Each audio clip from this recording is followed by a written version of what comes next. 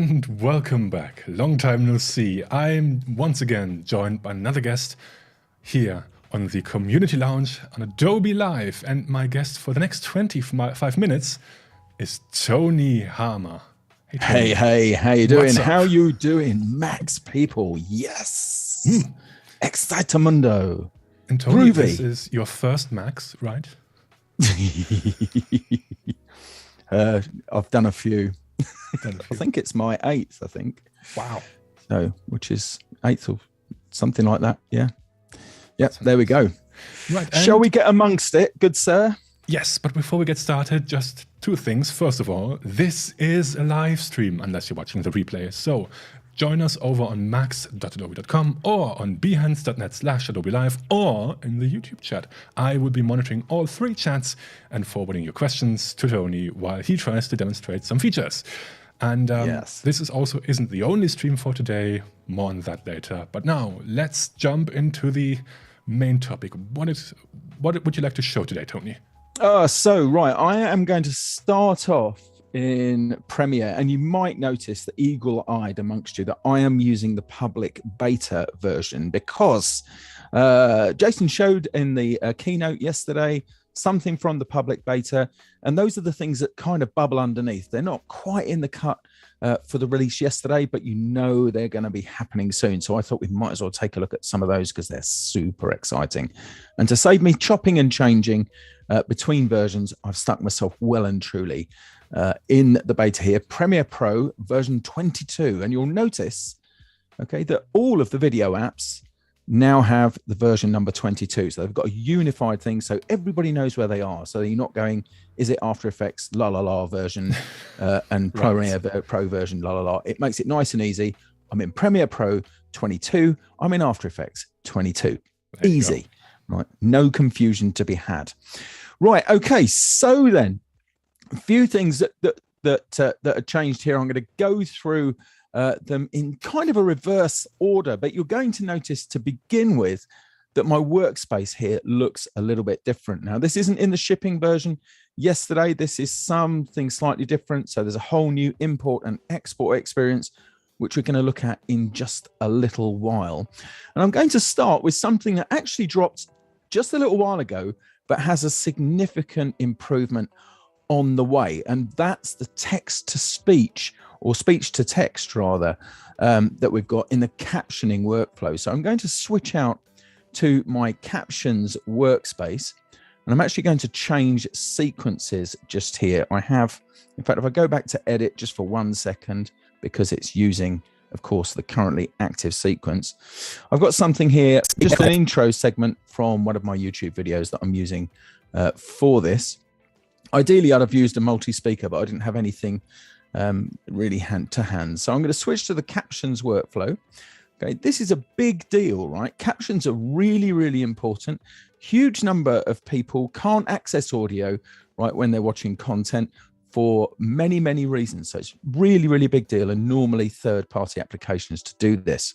So this is a very, very short sequence just here. You should hear me. How to create editable gradient text. Just chatting away just there. So this journey starts by switching to the captioning workspace. Okay, so its own dedicated workspace just here. And I'm going to choose this option, transcribe sequence. Now, when I click on this, okay, I get the create transcript dialog. So it's telling me where it's coming from, how long the sequence is. So it's not very long, 20 seconds just here. Okay, not that that's meaning anything, right? It can deal with much, much longer sequences, of course. What audio do I want it to come in from? What language am I working in? I've also got options for transcribing between certain points as well. And here's the significant update. Now, at the moment, what happens is your audio gets uploaded to Creative Cloud and transcribed and then dropped back down to you. But there is an option, okay, here to turn on for on-device transcription. So that is crazy. Now, I'm not going to enable it at the moment because it requires me to restart, and it will just, with no argument, close Premiere down and just relaunch it. There's no like, are you sure? It's just like, boof, off it goes, and you relaunch. So not doing that. So I'm going to let it upload. Now, remember, it is pushing this up and bringing it and doing the job and bringing it down while we're streaming. and while I've got many resources running on here. But it doesn't take long to do. You can nip to the kitchen and get yourself a glass of water or a coffee or whatever. Not right now, just not for the not right this minute, but ordinarily. Very important, Adobe is not using your audio data as training for any machine learning. This is really just it's not doing anything like that at all. And it will be removed after it is done, and it already has been removed. So So that's it. It's purged as soon as it's done the job. It doesn't take anything from it at all. Okay, so you can see here that it has transcribed the sequence. It's pretty straightforward. Okay, it doesn't know how to spell my surname, but that's fine. That's something I can correct in a moment. I can also go ahead and name the speaker. Now, there's unknown just here, but if I edit speakers, okay, I can add a speaker to this if there were more than one. Okay, I can also go ahead and edit the one I've got here. So I'm going to call this one TDN for the Design Ninja. Okay, just there like so. Okay, and then I'm going to say create captions. Now, I've used a few different captioning softwares. Okay, and this one is, honest to God, so much easier. It is lovely. So create captions. Okay, how do you want to create it? From the sequence transcript, makes sense. Okay, create a blank track for it. Okay, all of the things here. I'm not going to go into deep details on these because we haven't got the time. Okay, but you can see here that I've got plenty of options, including a style option as well. You can create your own styles using Essential Graphics. I'm going to allow it double lines. I'm going to hit create, and it will go ahead and create me a new caption track at the top. So if you're not happy about the interval where the captions are coming in, it's a modifiable thing. You can get in there and change the duration as you would any other clip in Premiere. And you're going to find a lot of these things have been made easier to use. There's no giving up on the quality. All the power stuff is still in here. But it's very clear that the Premiere team are embracing people like the YouTube community and maker community to make more stuff. So I'm just going to correct my name here because I'm not Tony Homer at all. You changed your name, I think. I did, yes. That's how I did it.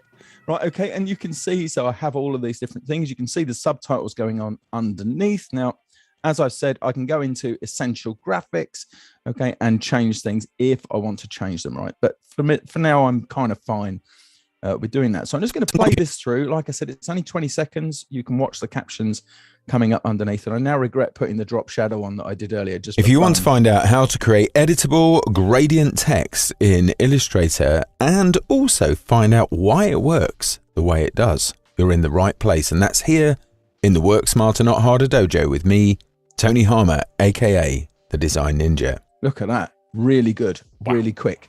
And as you can see, you have got tons of options, one of which is shadow, which I'm going to show you right now. I'm going to turn that off. You know the 90s called, I just Tony. thought it would be funny. Sorry. The 90s called, and they want the drop shadow back.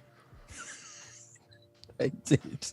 In fact, if I drop sometimes there is a legitimate reason for having a little bit of a drop shadow to offset something against the background, right? But I was making basically radioactive text with it yesterday, just for fun.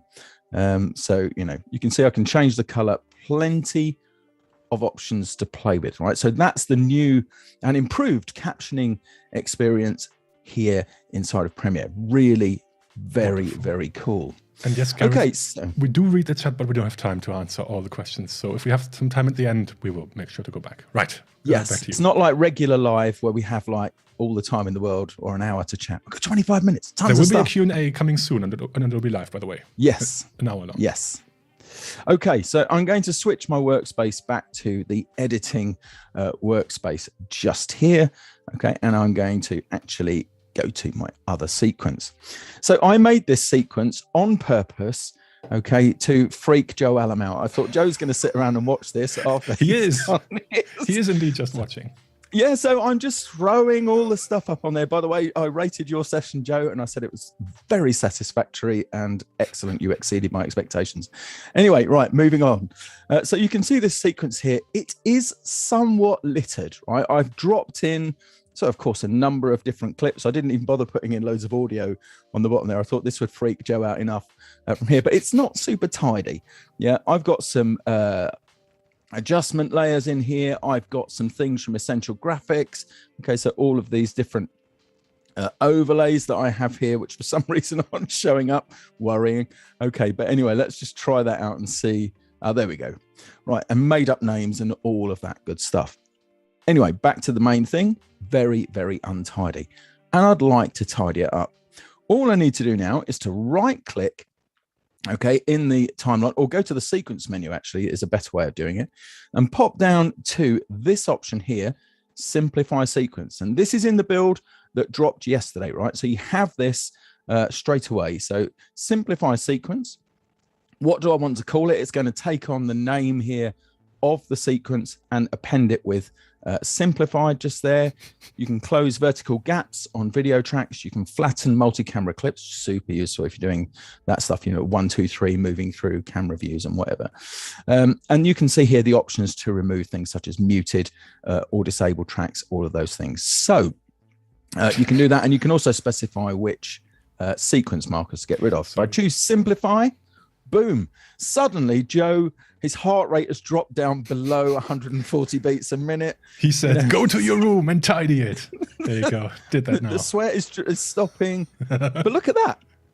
I've lost nothing by doing it. I've still got, if I was happier working in this particular way, I've still got that if I want. But if I wanted to hand this off to somebody like good old Joe, right, this would perhaps be much less stressful to look at. You can see it's just collapsed wherever possible.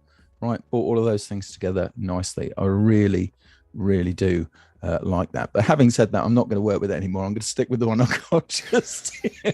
So let's look at another improvement. So I've got a few things going on here. I've got these adjustment layers, which of course I've worked on. And if I switch to the color workspace, I'm a big workspace fan, by the way. Big workspace fan in all applications. And I just love the implementation of it in the video tools. Really makes lots and lots of sense. So I've clicked on that adjustment layer. Okay, you can see I've got a couple of different things changing just here. And here's some adjustments that I've made to this clip of molten metal being poured in. I used to do this job, by the way, weirdly. Before your career as an astronaut. Yeah. This was my first one from school. Anyway, right, so I was a trainee molder. Right, over on the left-hand side here, I've got Lumetri scopes. If I just go ahead and hit my tilde key here, just so you can see it. So this is the YUV scope. So you can see here that you've also got an HLS version. If you want that, you can have both on, by the way, if you want to. I just like this one because the grid here around the side. Okay, so we've got our implementation of the color wheel, but this marker, this sort of hexagon, leaning hexagon, you can see here, because this is like a 3D visualization of the data in here. That's your broadcast safe area.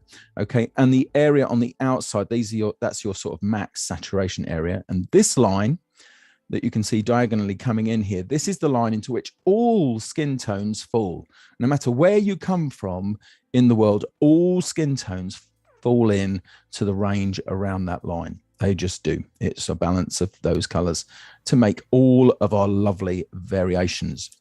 Okay, so I can then see as I'm making changes. So I think this is perhaps not the best one to make changes to, but we'll do it anyway. Okay, and I chose it, so I can't argue with it. You'll see that here, if I push the saturation up, you can see the scope is changing and it's colorized. That's the big deal here. You're actually seeing color inside of that data. Fantastic. Yes. Really, really good stuff. I mean, it's not it's a long way from my specialist area, to be perfectly frank, color grading. It's a very, very detailed art form. I mean, of course, but for the experts, we know Maddie, for example, she loves to color grade, and with the saturated colors, this is really a game changer.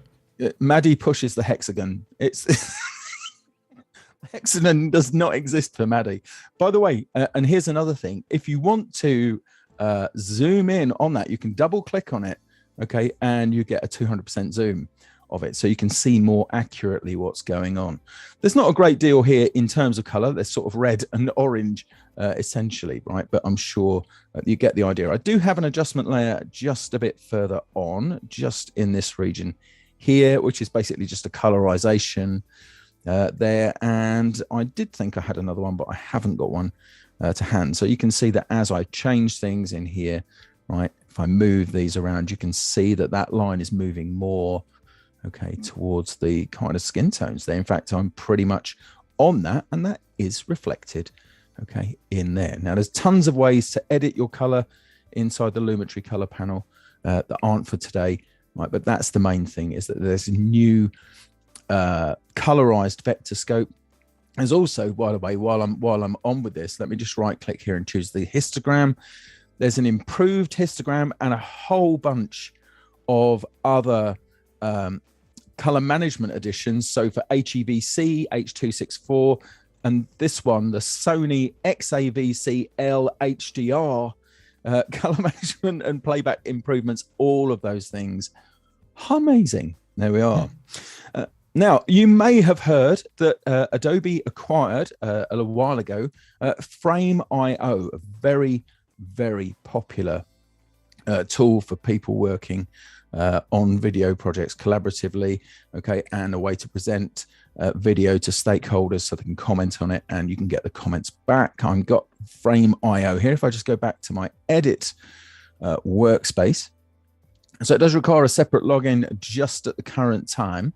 Okay, but it's and for if you're just working between two people, it's free. Yeah, if you've got bigger plans, you know, if you're part of an enterprise or a wider team, then you'll need to look at the plans for that. But for two people, if you're just working between the two of you, brilliant. So I've got Frame.io just here. I've actually put it into this panel. Otherwise, it comes out as floating, but I've docked it into this arrangement here with my metadata and effect controls and so on. These are actually starter clips that help you to learn how to use Frame.io. Okay, and there's this sequence that I'm working on just here. So I did a quick export from it, by the way, which I did using the arrow at the top of the interface just here. Now, this is the beta, so it's got a few extra little bits on the side of it. Okay, but this quick export option just here, just clicked it, you get a small thing that pops up like so and says, where do you want it to go? How do you want it to be processed? Boom, export, done. That's very fast. But you'll notice here, right, this has been shared on the web. So you just right click and just choose share. Okay, and then you get a link for it and you can determine various other different things, okay, for that. And then you can get comments on it. Now, because I haven't got any friends apart from people in the Adobe Live Backstage, and they're all busy right now doing some event, right? I had to comment on my own stuff. And also because I was working on secrets. And you'll see here that I've got the timeline. Okay, and I've played through the timeline. So if I just go ahead and do that, I just need to rebalance something on my screen. There we go. Perfect. So this one has audio as well. So. Okay, so that plays on through. Now you might notice these blue dots, and when I click on them, I'm not clicked on them just yet. Okay, but what you're going to watch is where we are in the timeline. In fact, I'm going to move the timeline out here over the way. So the first comment here says, is this the right name? I thought it was a Lumetri, right, which is another made-up name that I did. See that when I click on it, it actually moves, because it's linked to my timeline, it actually moves to that point in the timeline. Nice. So I could then go ahead and make that change. I don't have to go, ooh, where is that now?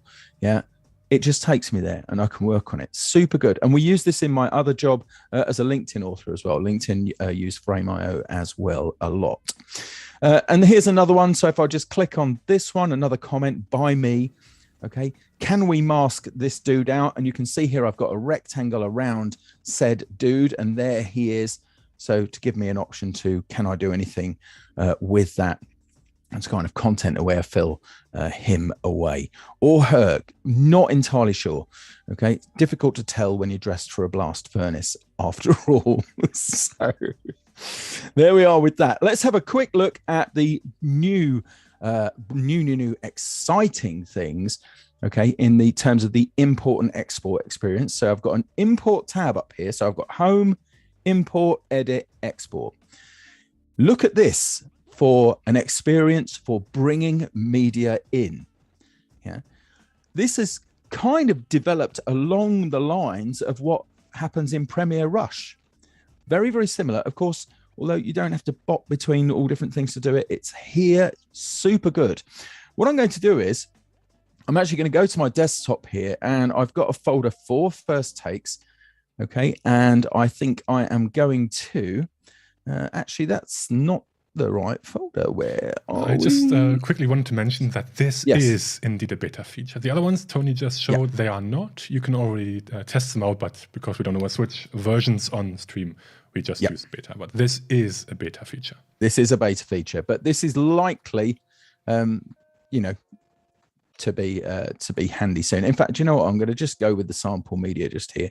The great thing is unlike your file system dialog, if you've got to collect some assets from one folder and then go to another folder, that's kind of two operations.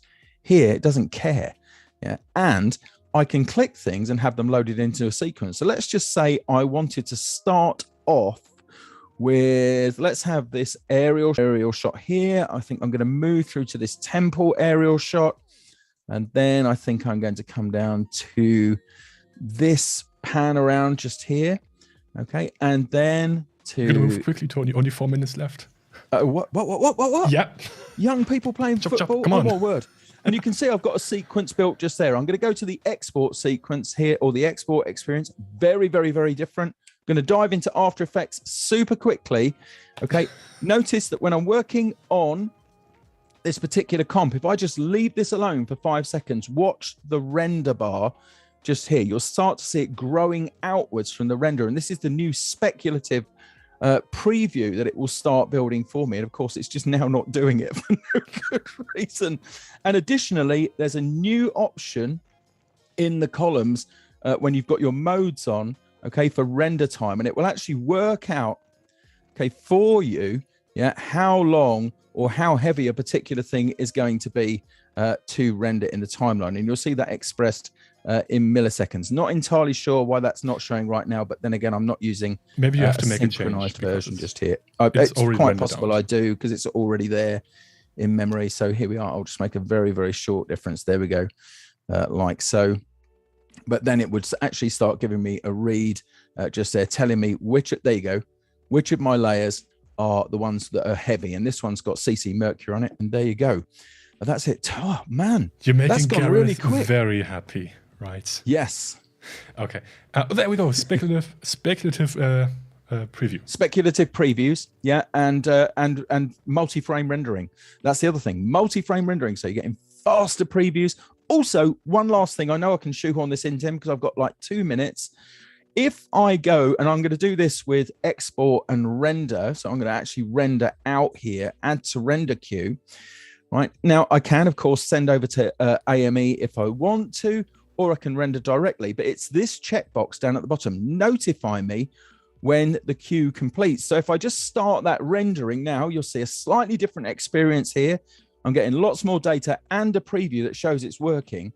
And when it's done, which it just has, it's just binged in my ear, okay, it will then notify me using the Creative Cloud ecosystem, which means I will get a notification on my phone, which actually I just got just now. So it's just told me that the render queue has finished rendering. So I got that on my phone. Ah, excellent. So Come good. on. And that is time for today. I'm afraid that's all for this stream. You only have 25 minutes, but there's a next one coming right up after this one. So do make sure to stick around on behance.net/Adobe Live, or on max.adobe.com, or on YouTube to watch the next session with Melanie DeWitt all about illustration. Yes. Thank you so much, Tony, for joining us. No worries. Thank you. And we will see more of you on Adobe Live. Bye for now. Bye.